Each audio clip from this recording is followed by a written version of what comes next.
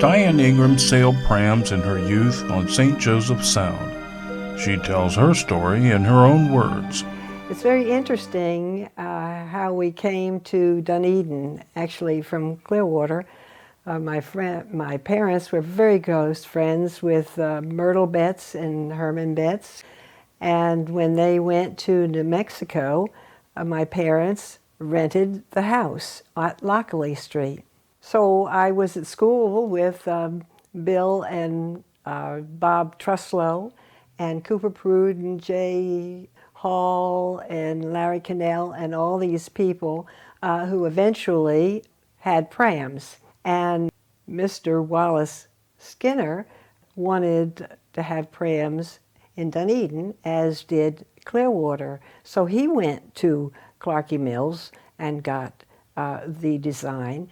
And they went over to the junior high to Chili Moore, the principal, and he let them use the manual training shop to make 8 prams. And they cost $70 a piece. But there wasn't much money for any more at that time. So as they got money, as it was donated, the Chamber of Commerce and different people donated, they did more and more prams. And that's when I got involved. I wasn't on the first group, but that's how I got involved. And we could ride our bikes from Lockley Street, which was the street over from the junior high, all the way down to the marina.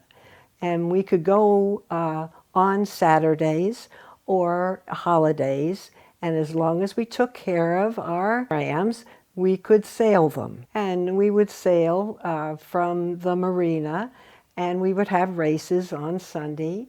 And like I said, we could use them other times, and we would go over to a spoil island called Rabbit Island, and we'd get out and just have fun. That's how Dunedin got involved. Some merchants donated a place for storage. Well, there was a storage place down there at the marina.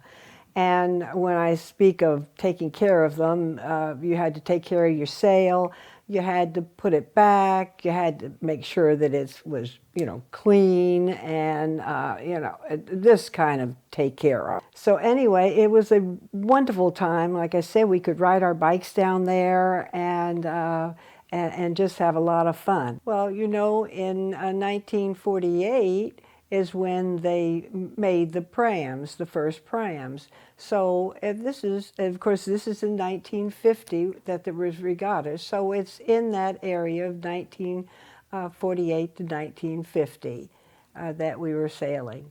One of the fun events was the regatta on March 11th and 12th, 1950. There were people from Sarasota, from Clearwater, but Dunedin did have 4 people in it, and there were 75 boats, and they were put in 5 different races, and the top 5 would race the following day, and I was one of them.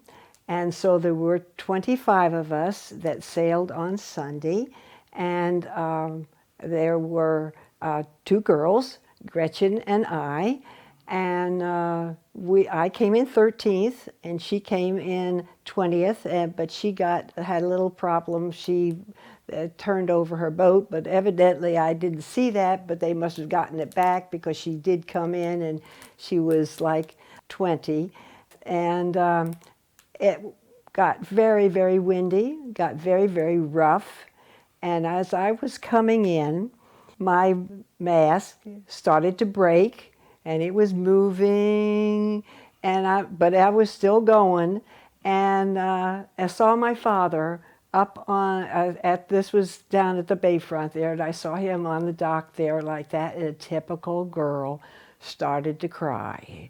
But anyway, I made it in, and I was 13th. WCLE at 6:15 with Lloyd Weingartner. And there was Skip Paray, Larry Cannell, me, Carol Longstreet, and Allison Delaney. And they interviewed us. And then, after it, the Chamber of Commerce honored Gretchen and I and one other. I think it must have been Bill Delaney.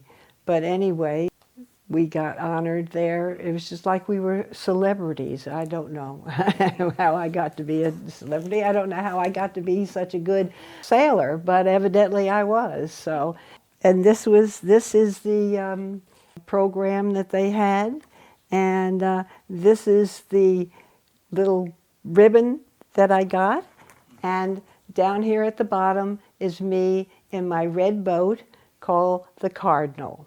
Also, I got a trophy, and it says Pram Regatta.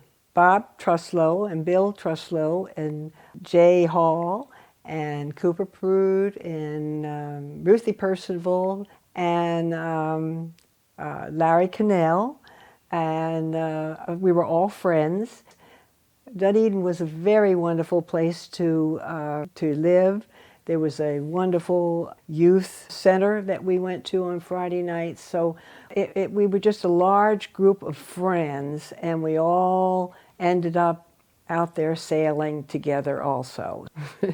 And then my parents were very happy because on a Saturday, they knew when we were out there what we were doing. And it was very healthy. And so we were encouraged by our parents to be involved also.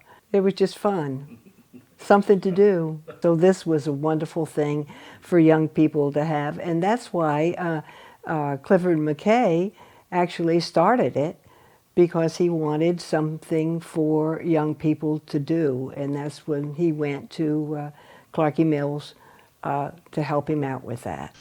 Clearwater in the 50s was still a small town. Diane's story of sailing prams in her youth is just part of the unique history of Pinellas County.